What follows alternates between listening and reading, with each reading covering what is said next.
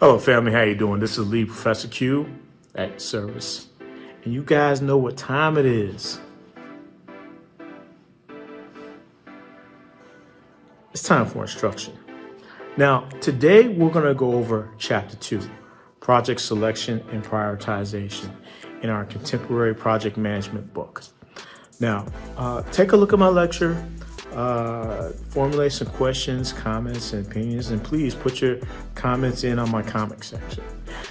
If you want to email me questions, you guys, you should have my email, or you can DM me on Instagram or TikTok.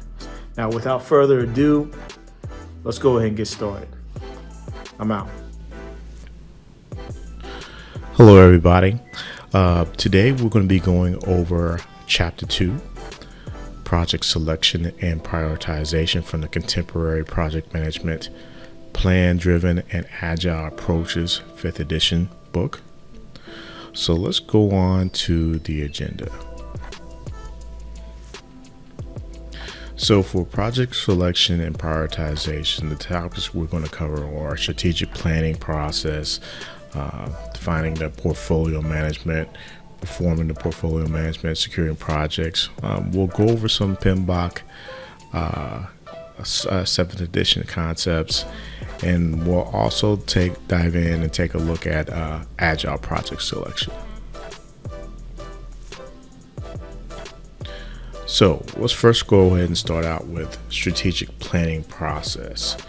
When we're dealing with strategic planning process, there's what we call strategic analysis, and we have guiding principles, and we have strategic objectives, and we'll have flow down objectives. So let's go in on some of these terms. So strategic analysis, when we take a look at this, strategic analysis is often called in the corporate world SWOT analysis. It's an acronym for strengths, weaknesses, opportunities, and threats. The strategic analysis can lead to a new direction for an organization. So, in essence, what we're doing here is just a tool, a technique for us to take a look at where an organization is strong and where an organization is weak. Basically, this allows us to analyze both the internal and external environments that can influence your project.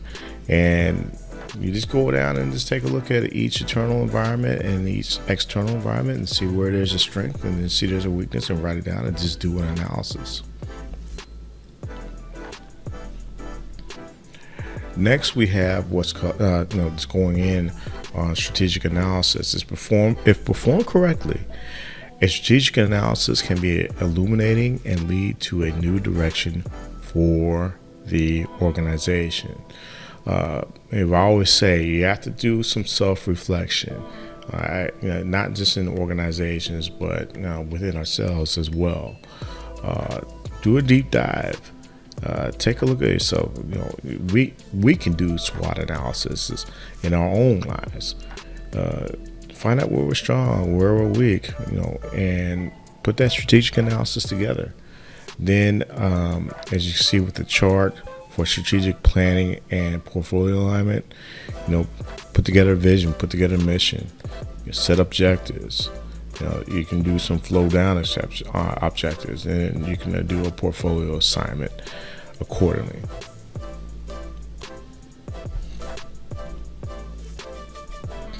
Now let's talk about guiding principles. Now, leadership establishes guiding principles such as a vision and a mission. Now, we need to understand the differences between a vision and a mission. The vision is one sentence that describes the organization in the future. It should lead to the ultimate mission statement. Now, the mission statement is the mechanism for achieving that vision.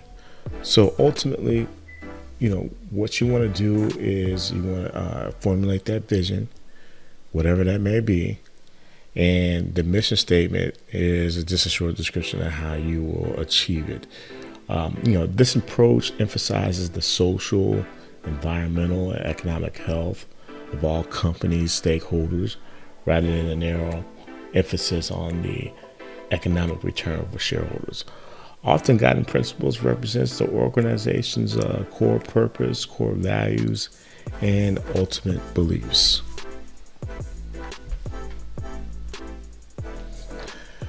When you're putting together a mission statement, there's some things you just need to consider. The mission statement briefly describes, in this order, what your organization does, the primary business and customers, why you do it, the purpose and the core values, and how you do it, the beliefs and the culture. The what, why, and the how, you'll see in project management, you're going to be asking this question a lot in many different principles and processes and techniques in project management. Now let's talk about strategic objectives. Strategic objectives are the means of achieving the vision mission and statement, where objective settings occur annually. They typically do occur annually, may occur quarterly. You just never know. It depends on the organization. The short-term and long-term description of results and descriptions of measures of achievement. So the effective objectives are what we call an acronym SMART: specific, measurable, achievable, results-based, and time-specific.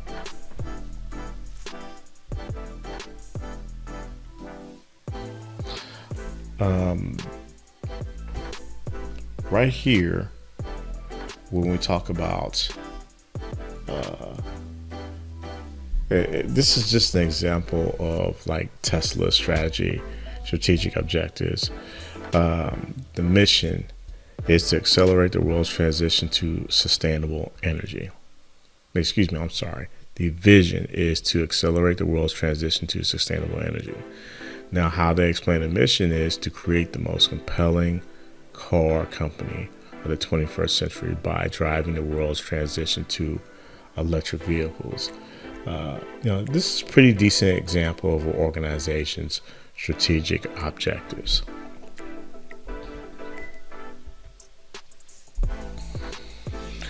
Now, next we have what's called flow down objectives. This is basically once an organization's strategic objectives are identified, they must be implemented below.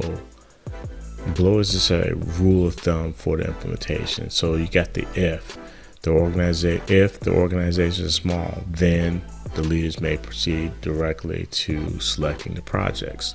If the organization is large, then you delegate those decisions to various functions. This is just a rule of thumb for implementing flow down objectives.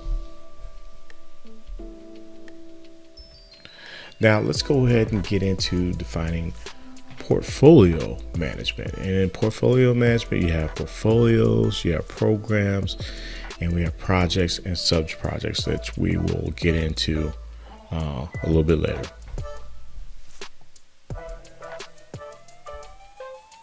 Let's talk about portfolios. Portfolios are composed of projects, programs, sub-portfolios, and ongoing operations. They seek a balance between the large and the small projects, the high risk, the high reward, and the low risk projects. Quick completion and substantial time on projects, and they serve as an effort to enter new markets or create new products. Basically, the return of each investment is evaluated, or each project is evaluated individually, and the entire portfolio is evaluated as a whole. That's what you're typically looking at when you're dealing with portfolios. Now let's go into programs. A program is a related projects, subsidiary programs, and program activities managed in a coordinated manner to obtain benefits not available from managing them individually. The programs include a group of related projects, subprograms, and activities. And some of these activities will last that the organization lasts. The projects within a program are of limited duration, and then they're managed at a level above the project manager. So typically what you will see is that in a program you'll have multiple projects within a program. Typically the project is managed by an individual project manager, and then you'll have a program manager making sure that those sub-projects and related projects line up into the objectives of the overall program.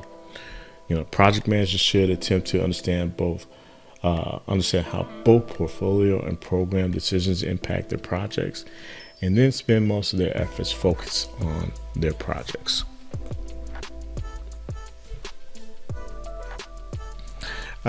Here's a graphic of a comparison between projects, programs, and portfolios. I think it's a pretty good graphic that kind of highlights some of the relationships between these three entities. I'm not going to go into everything right here, but just go ahead and take a look at it. It breaks it down by scope, change, plan, monitor, success, and manage. So just take a look at it to get a better understanding and correlation between these three entities.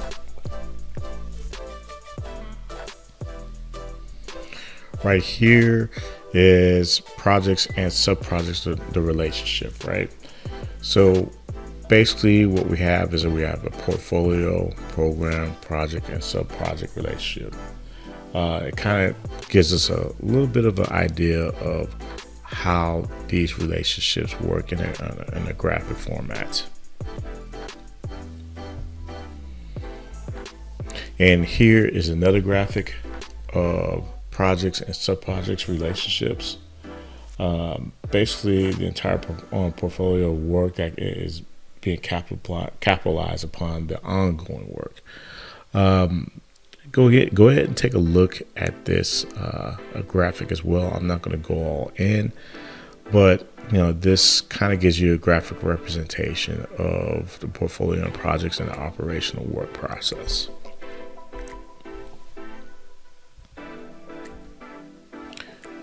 So, reasons for project failure.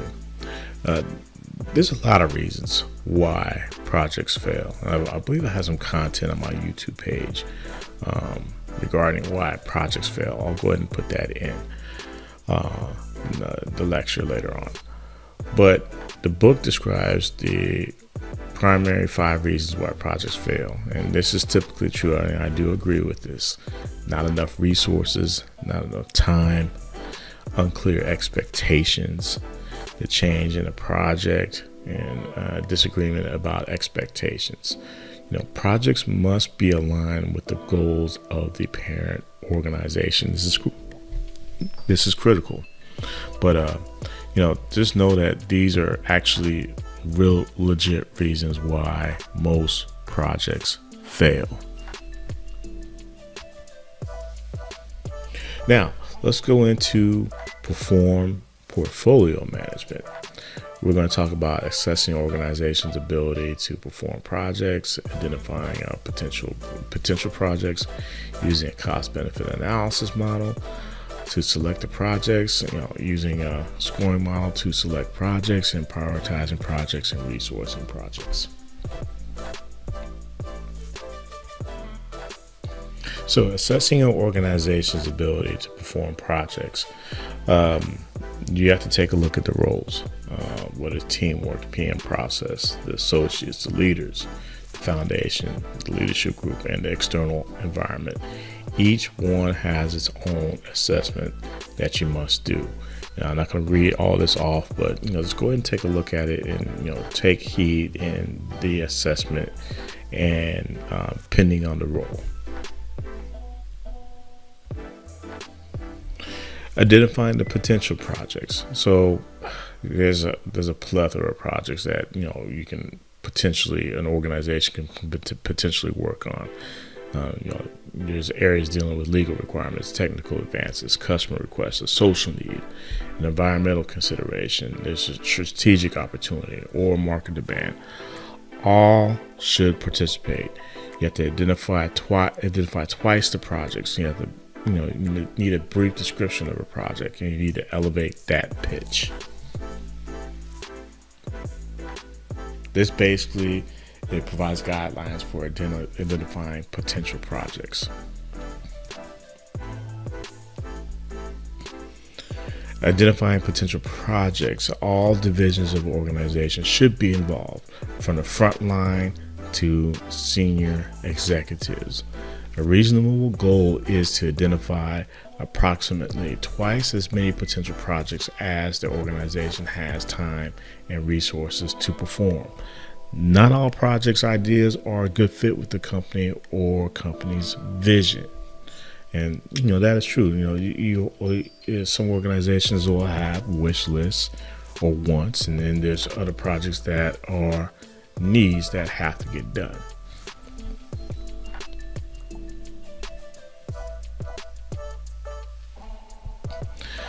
Methods for selecting projects. So when we're dealing with project selection, you have to ask the question: what value does the potential project bring to the organization?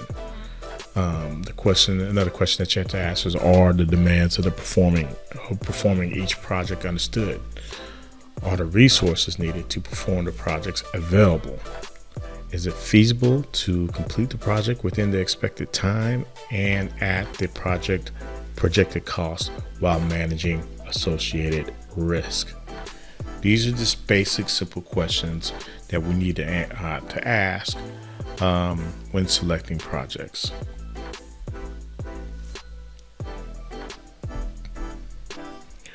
Some more questions. Is the project financially beneficial and compatible with investment decisions? Is there enthusiastic support both from external customers and from one or more internal champions? Which projects will best help the organization achieve its strategic goals? Again, this is another list of methods for selecting projects.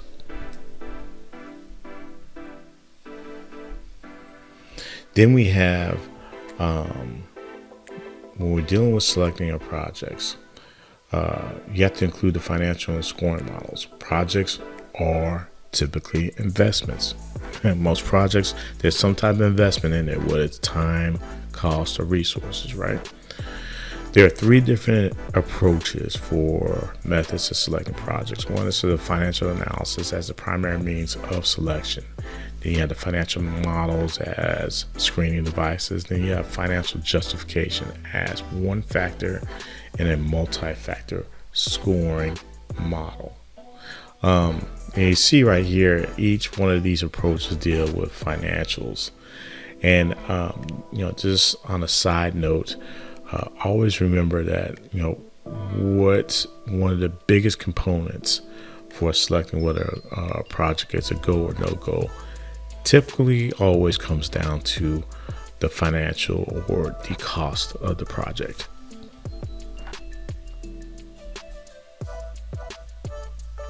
So using a cost-benefit analysis model to selecting the projects, there's a couple of formulas that come into play. You have to consider what we call net present value, NPV. It's the most widely accepted model. You discount the expected future value. Then you subtract the discounted cost from discounted benefits. Then we have what's called the benefit cost ratio, the BCR. That's the acronym, where you divide the cash flow by the initial cash outlay. And a ratio above 1.0 means the project is an expected project. Profit.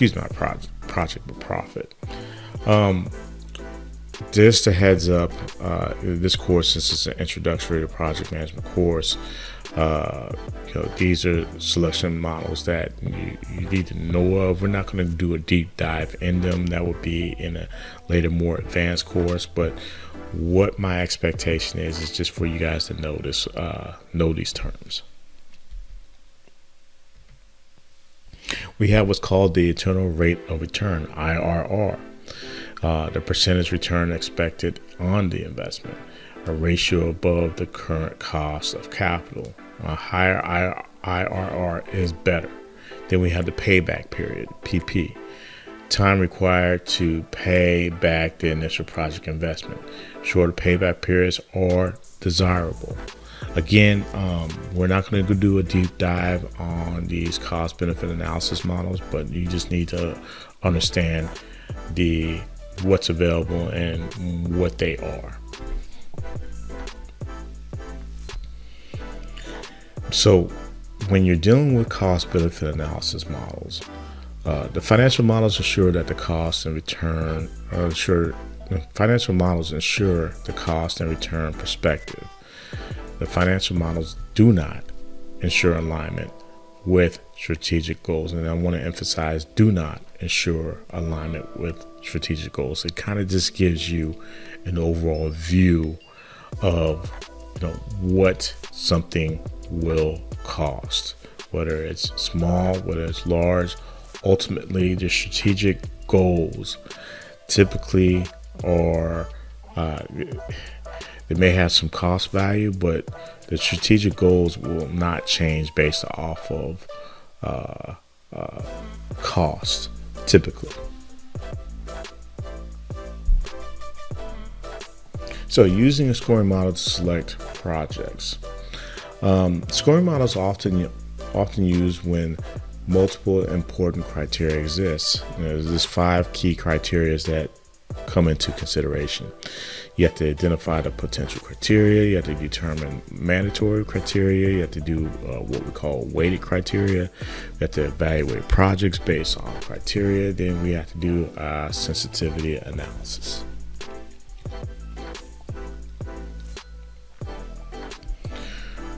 So this is basically a chart right here for a project selection prioritizing matrix. This is just an example of this. Go back in your book and just kind of read a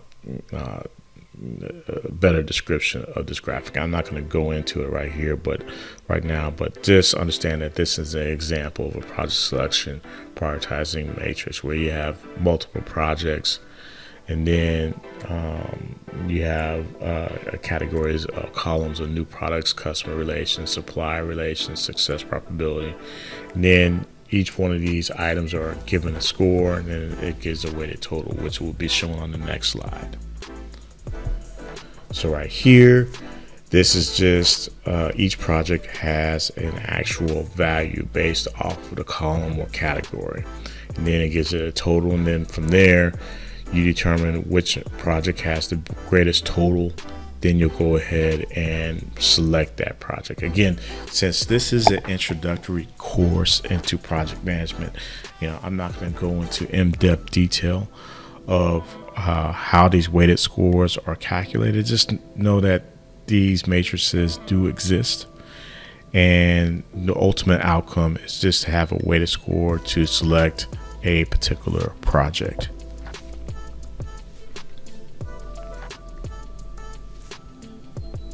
So, identifying potential criteria. We have a lot of bullet points here. How well does a project fit with at least one organization objective? How many customers are there for the expected results? How competitively can the company price the project results? What unique advantages will the project provide? Does the company have the resources needed? What is the probability of success? Are the data needed to perform the project available or easily collected? Do the key stakeholders agree that the project is needed? What is the expected return on investment? How substantial will the project results be? How does the project promote or hinder a corporate social responsibility? What risk are there if we do not perform this project? These are all questions, right, that as a project management professional of 15 plus years, all these questions are asked in some way, shape, or form prior to selection. These are all good questions, and really, if you think about it, when we're dealing with projects in our own personal lives, we should be asking these questions as well and selecting what we're going to do or what direction that we're going to go in life when it deals with our own personal life projects. So there's what you call a sensitivity analysis. When dealing with a sensitivity analysis, it's what would happen if factors were to change. Some criteria may be deemed more important than others. Adding missing criteria or new alternatives. This kind of gives you an overall high-level view of what a sensitivity analysis is. Prioritizing projects. When you're prioritizing projects, there are present ways to prioritize projects. Some of the considerations are which projects are assigned resources and scheduled to begin first. What is the result of the scoring models? Some of the other things that we have to consider: the urgency of each project, the cost of delaying the expected benefits, the practical details of timing, the opportunity costs associated with the project. These are items and things to consider when prioritizing a project, whether to do one first, do one second, do one third, or do one fourth. So let's talk about securing projects. So when we're talking about securing projects, we're talking about identifying the potential project opportunities. We're going to determine which opportunity to pursue, and then if we're going to prepare and submit a project proposal, then ultimately negotiate to secure the actual project.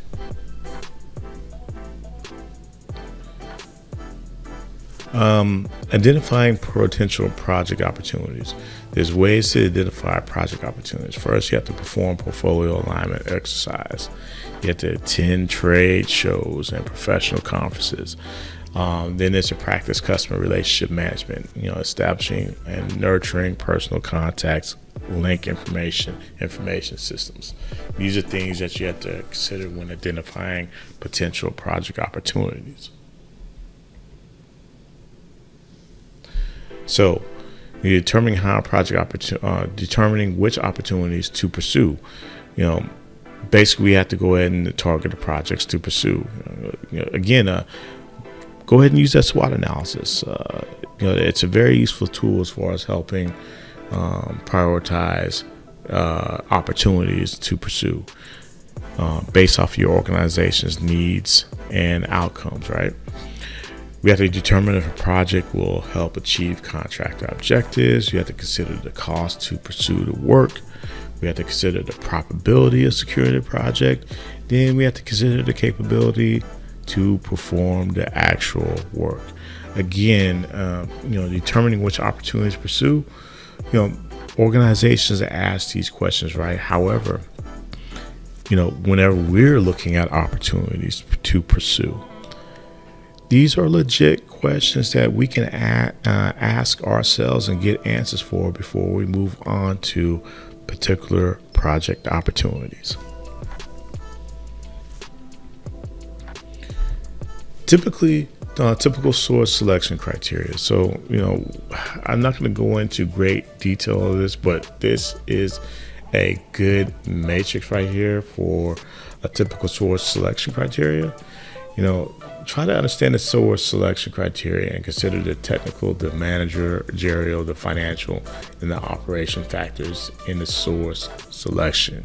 And you see right here, it breaks down some of the things to look for in each one of these technical, management, financial, and operational categories.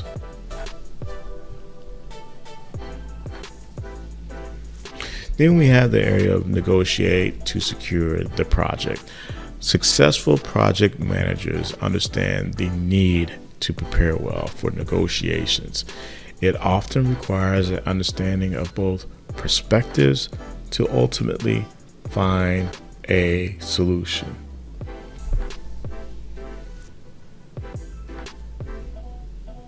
So, we have the PMBOK Guide, 7th edition, and domains impacting project selection. We're going to quickly go over maybe some of those domains for impacting the project selection.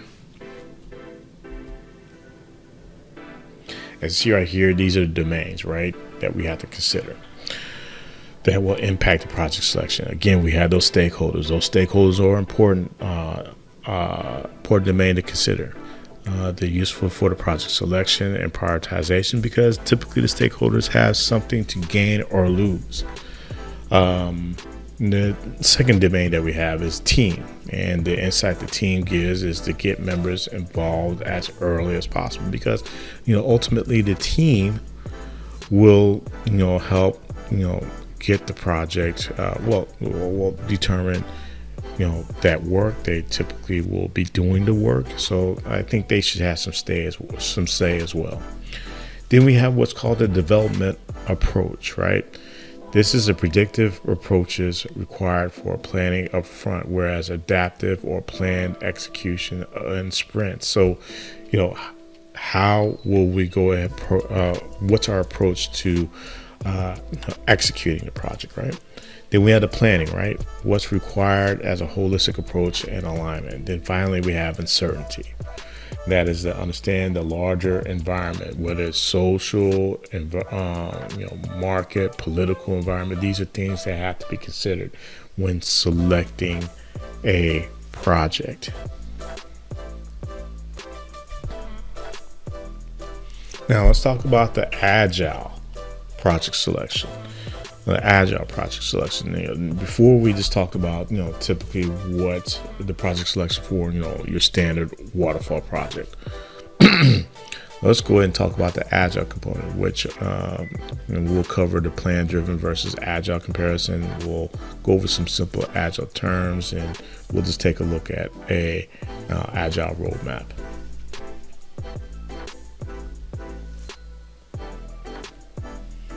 So plan-driven versus Agile comparison. Plan-driven is just another word for waterfall, right? So the project selection questions that have to be answered. How is the strategic planning conducted? How the alignment with the organization goals are ensured? What is the primary organization at a lower level? What is the primary way the future work is organized? How the projects are selected? How the work is prioritized? How are the resources determined for selected and prioritized project work? How is project work secured? And right here, it's a good matrix that kind of gives you an example, and it gives you the differences between plan-driven / waterfall versus an Agile framework project.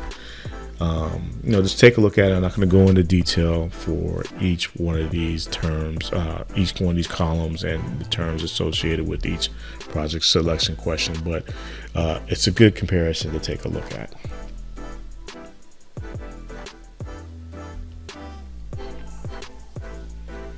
So some Agile terms, and listen, these Agile terms are important the further along that we get into this particular class.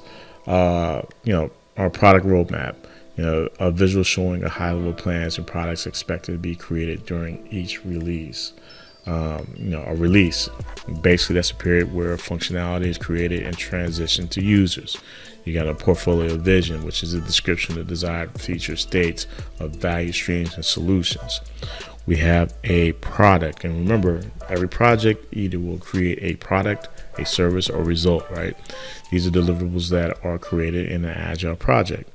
We have what's called a product backlog, a wish list of things that may be created by the project team. We have solutions. They're deliverables that are usable, desirable, and functional in helping customers achieve desired outcomes.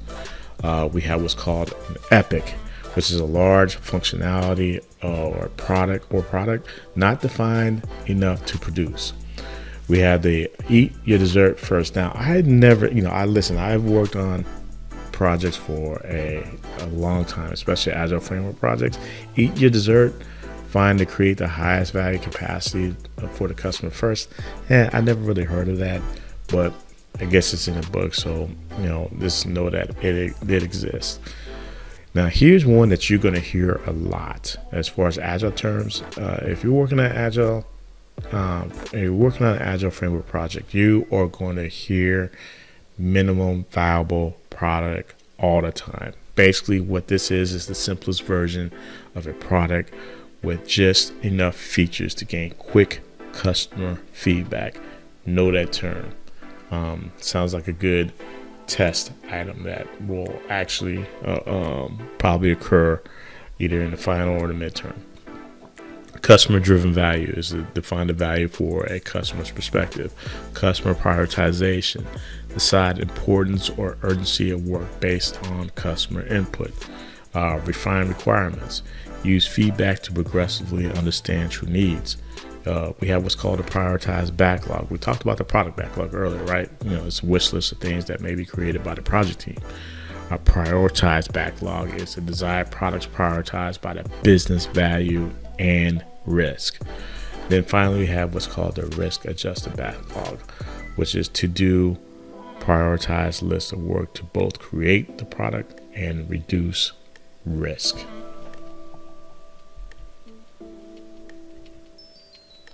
So right here is an example of a roadmap, right?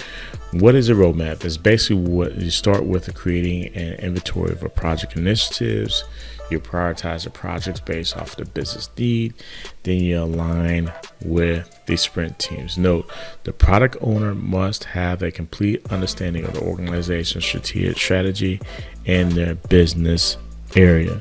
So this roadmap, it's okay.